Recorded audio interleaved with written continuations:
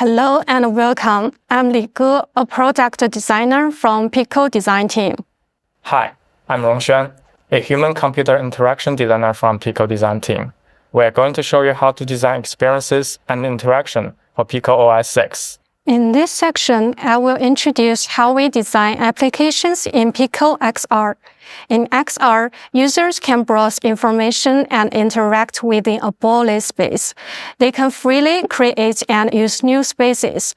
Also, users can place visual elements, such as 3D models, into their real environments, enabling rich and immersive experiences. When using the application, users can freely adjust the level of immersion in their environment. Developers can set different default immersion levels and adjustment ranges based on the needs of your application scenarios. Second, XR experiences should respect human sensory perception, especially the physiological and psychological characteristics of vision and hearing. The design should follow natural cognitive patterns, reduce cognitive loads and physical discomfort, and create experiences that feel comfortable and intuitive. We recommend placing an application's core content within the clear visual field, about 65 degrees horizontally and 40 degrees vertically, while positioning secondary content toward the periphery. The initial window distance should also be set relatively far to help reduce eye fatigue. In spatial environments, every UI element has depth and a defined position in 3D space. To maintain clarity and comfort, avoid having foreground and background elements intersect or overlap whenever possible. Finally, in XR design, we need to ensure the interaction feedback is clear and comfortable. In XR, we use eye gaze and gesture controls to replace traditional touch interactions. Therefore, we need to provide feedback such as visual highlights and spatial audio cues to compensate for the lack of tactile response. However, when designing these feedback effects, it's important to consider potential misrecognition caused by eye keys. Feedback should not be overly prominent or intrusive, as this can distract users. For example, the hover state typically should not include audio feedback. When designing UI movements, it's important to ensure that the motion of visual objects align with users' sense of their own physical movement. Large or fast-moving objects can easily cause dizziness. We can reduce discomfort by making moving elements semi-transparent or narrowing the content's field of view. It's also best to avoid situations where information moves too quickly across the user's view. Now, we will design our first application window in PICO OS 6. There are two main types of window containers: planar windows and volumetric windows. For most applications, we recommend using planar windows. They support embedding 3D models, and the 3D content extends forward along the Z-axis to highlight its spatial form. However, planar windows have limited depth. When the primary content of a window is 3D, a volumetric window is the better choice. In volumetric window, users can view and interact with 3D content from any angle. A volumetric window has four orientations: front, back, left, and right. When the user changes their position or drags the volumetric window, causing its angle relative to the user to change, a viewpoint rotation behavior is triggered. For example, certain components inside the window will dynamically adjust their positions to always face the user, ensuring consistent and stable interaction. Both planar windows and volumetric windows use dynamic scaling by default. This means that no matter how far the window is from the user, dynamic scaling keeps content clear and legible, ensuring that interactive objects remain easy to manipulate at any distance. If you need the content in a window to reflect the real-world size of objects, you can switch to fixed scaling instead. After choosing the appropriate window type and scaling mode, we can begin designing the application interface. To help developers create high-quality design quickly, we provide a complete Figma design resource library. This Figma resource library is not only a collection of visual materials, but also a systematic and scalable design system. It covers comprehensive content ranging from design language specifications to component libraries, helping designers and developers quickly get started with building spatial apps. Developers can directly copy the required content from the Figma resources, with all elements retaining their complete hierarchy and properties. For the responding API calling method, please visit the link below the video. In addition to components, PICO XR also provides developers with the system fonts, PICO Sans, which can support 8 languages. With infinitely variable font width and width, it offers great flexibility in multilingual adaptation, typesetting, and quality enhancement. If you want to learn more about design information, please click the link below the video. We look forward to seeing the exquisite designs from all developers. Next, let my colleague Rongxuan introduce how to conduct interaction design for PICO OS 6. Hi, I'm Rongxuan. Today I'm excited to share how we design interactions for our new OS. We will explore the overall interaction framework of our system, key design considerations for different interaction methods, and how system commands and general interaction events work together to create seamless spatial experiences. Our new operating system supports multiple interaction methods for developers and users, not only intuitive ones with the user's eyes and hands, but also peripheral devices such as XR controllers, keyboards, mouse, and game controllers. Next, we will introduce the interaction methods in detail. Let's start with eye-hand interaction. Also known as gaze pinch, it's an efficient and a convenient interaction technique that allows users to quickly select distant targets. The specific operation is as follows.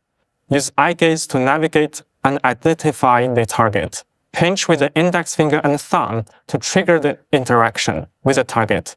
After pinching, hold the fingers and move your hand to drag the object. Two-hand operations can also perform manipulation, such as rotating and scaling. When designing apps that support eye-hand interaction, please lay out the targets within the user's visible range. Pay attention to color and size design to help users to identify and operate interactive objects more easily. In addition to eye-hand interaction, users can also interact directly with their hands. Hand direct interaction provides users with intuitive and convenient interaction capabilities, allowing them to interact with virtual objects as if they were manipulating real-world objects. This interaction method is mainly implemented in 2 ways, poke and pinch. Poke. The poke gesture allows users to select interactive objects with their tip of the index finger. It also supports scrolling and dragging within a specific plane, which aligns well with the user's physical intuition. Pinch. The pinch gesture allows users to pinch with their fingers to select interactive objects and supports subsequent dragging. When designing apps that mainly support hand direct interaction, please set the contents within the user's reachable distance. Next is hand ray interaction. Hand ray is a far-range interaction method that allows users to interact with distant objects via ray emitted from the hand. You can adjust the posture of the ray by moving or rotating the hand to aim at the targets. Pinch with the fingers to trigger the interaction. The XR controller is an important input device for our system, featuring efficient and accurate positioning tracking as well as delicate and realistic haptic feedback. Just like what we can do with our hands, controllers also support both ray interaction and direct interaction. Controller ray interaction uses a ray emitted from the front of the controller to operate on targets. Users can adjust the ray by rotating or moving the controller to aim at, select, and subsequently drag targets. Controller direct interaction is also implemented in poke and pinch. Poke performs selection by touching the interactive objects with the pointer at the front of the controller. Pinch performs selection by pressing the controller's trigger button. Compared with hand gesture interactions, controllers can provide more precise tracking and more responsive feedback. The above are some of the interaction approaches we provide for developers and users. We hope developers can fully consider their characteristics when designing your apps. I will continue to introduce the details of coordination and switching among different interactions. User interaction preferences. In the System Interaction Settings panel, users can switch the default interaction method, and we will release more interaction methods. Developers are expected to ensure the app supports these interaction methods for different users' preferences. Automatic switching mechanism. Based on the user's preferences and the usage status of peripheral devices, our system will automatically switch interactions according to the user's real-time intentions. For example, when the user's hand approaches an interactive object, the working interaction method will switch from the default eye-hand interaction to hand-direct interaction. When the user connects and uses input devices such as XR controllers or mice, the system will automatically switch to the corresponding interaction mode. App-level interaction constraints. App developers can restrict the interaction methods in the app based on design needs. For example, if you want users to operate a virtual clay pot, using index thumb pinch to drag the pot and the index finger poke to paint on its surface, you can distinguish these two operations by accessing the interaction method source type and general events to achieve the desired effect. System-level interaction commands. In some cases, system behaviors may operate system actions that override other inputs. These commands are crucial for maintaining stable system operation and have a higher priority. Therefore, developers are expected to avoid conflicts with these actions. These are the main ways the interaction methods work together. To balance developers' design flexibility with system stability, we will next introduce one of those system-level interaction commands. With full support for freehand interaction, we have introduced these gestures. They are global interactions that allows users to quickly invoke system functions in various usage scenarios. The specific operation is as follows. Look at a palm to bring up system icons. Pinch with your fingers to trigger the specific functions. After the icons are brought up, the system gesture will trigger different actions based on the pinch duration and the dynamic position of the hand.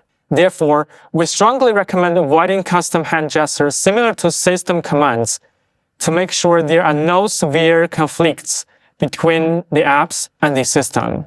Finally, let's discuss general interaction events and related considerations. We provide developers with a set of general interaction events to facilitate unified interaction effects.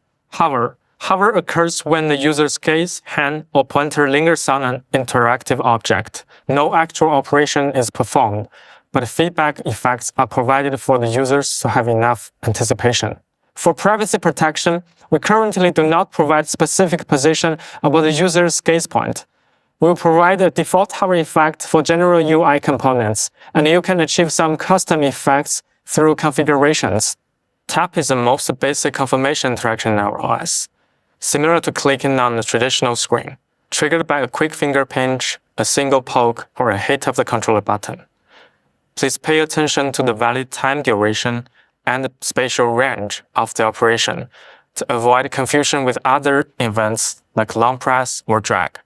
LongPress. It triggers a LongPress event on a virtual object when the user maintains a finger pinch, keeps the fingertip touching the object, or holds down the controller button for an extended period, often used to bring up menus or other special functions. Please remember to set a reasonable feedback to prevent user confusion during the LongPress process.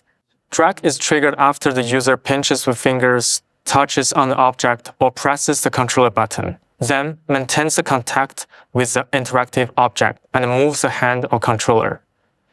Please avoid frequent and long-distance drag operations to prevent user fatigue. Scale refers to controlling the size of target by changing the distance between two hands after selection. Please use the recommended scale effect provided by general events to maintain a relatively natural scaling center and rate. Also, limit the scaling ratio to a reasonable range to prevent the objects from being too small or too large, which might cause loss of target or block the scene. Rotate. Rotate event modifies the spatial angle of the target with user's two hands. Similarly, we recommend using the rotate effect provided by our general events to maintain an intuitive rotation effect. That concludes our sharing on interaction design today. Hoping our introduction will help you know more about our new OS. We're looking forward to your creativity and talent. We will continue to open up more interaction techniques and UI capabilities. Please stay tuned for our updates.